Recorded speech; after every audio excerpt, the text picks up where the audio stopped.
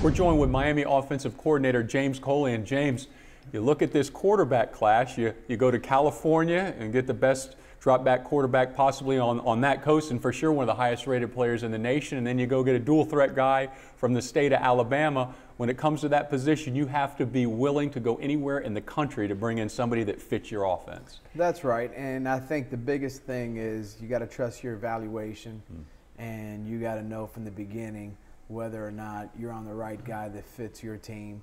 And I think that that's what we've done. You know, we went out on the West Coast, and Brad Kai is a guy early who didn't have a lot of offers, but we knew that he was going to be a guy that was going to be the best in the country, and he was going to get a lot of attention.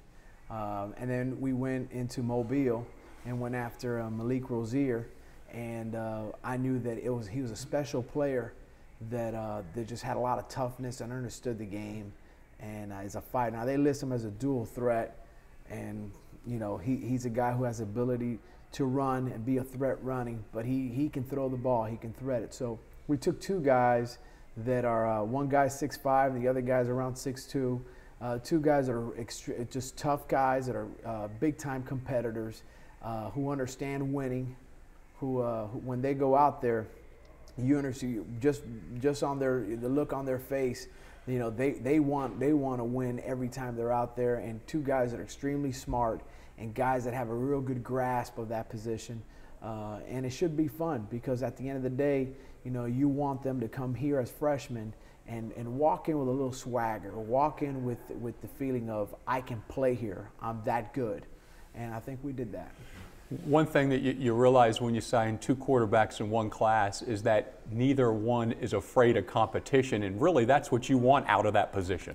Exactly right, and neither one of them ever said, well, the other guy's coming, what does that mean? You know, and you get that a lot. Well, tell me about the guys you're signing. You know, and that just tells you a little bit about the guy you're talking to. And those two guys never said that. They look forward to competing with the guys that are here. They're both also team guys who really want to be welcomed by the team and want to be a part of this. And you love that when you're recruiting and you have those type of individuals.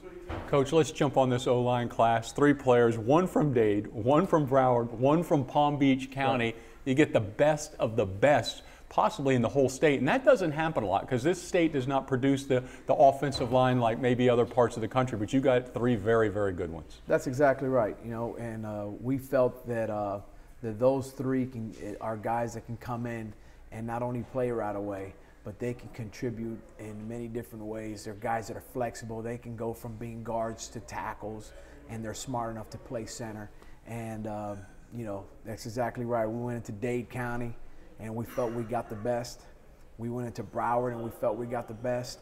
And then we went into West Palm Beach and definitely got the best. So, you know, hometown guys ready to play for the hometown team and to take on the world.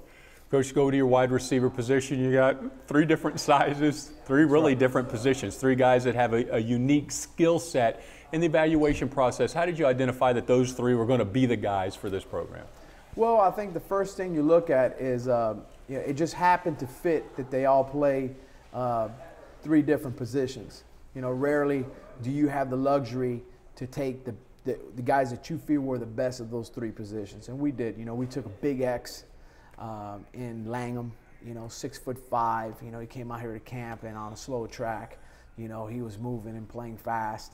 Then we took a Z in Tyree Brady, who's 6'3", has a big Z, and we feel he could do a lot of different things for us because he's got great change of direction, he got great burst, local guy. And then we took a guy in Braxton, and Braxton's a guy who can play the slot, but he's so smart, and he's such a great football player that you can do a lot of different things with Braxton. He's not limited to the slot position. He's got good enough bulk where he can be an outside guy and hold his own.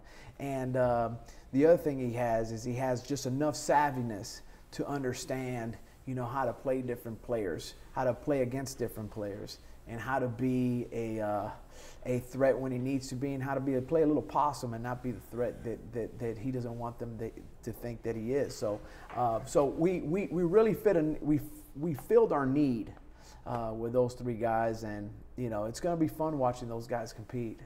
Canes fans love Duke Johnson. He enables the offense to do so many things. And you go and you get the reincarnation of Duke and Joseph Yearby, a guy that has over 5,000 yards rushing, 60 touchdowns, a couple state titles, very, very, very productive career. And he's going to come in, and I immediately expect him, if he's healthy, to help this offense. That's right. I didn't get Mr. Flora. I have no idea. I didn't get those awards, but Duke's a great player, and very fortunate to have him. And he looks great, by the way, coming out of his injury, and he's been rehabbing. He just looks strong.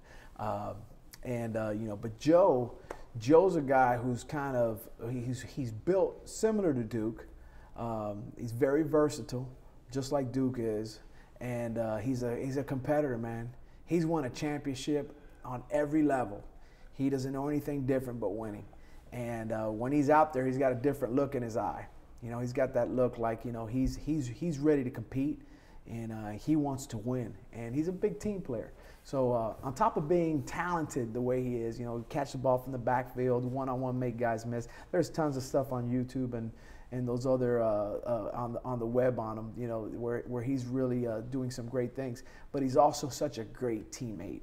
And just as a person, him and his family, it was great recruiting him, because you got to meet good people, and good people go a long ways. James, we're going to be right on top of spring football pretty soon. You lose Stephen Morris, a record-setting quarterback for the University of Miami in a lot of categories, and now you have Ryan Williams, the incumbent, so to speak. As we know, everything's open for competition, right. But what do you expect out of Ryan day one? Leadership, a guy who can give the rest of the guys a little direction while they're on the field, a guy that has presence about him when he's underneath the center, when he's in the huddle, when he's not in the huddle, and he's directing guys, and just a guy who is always the mailman, delivering that ball, getting us into the right run plays, and delivering us into the right looks. And that's what he's got to be. He's got to be that delivery guy.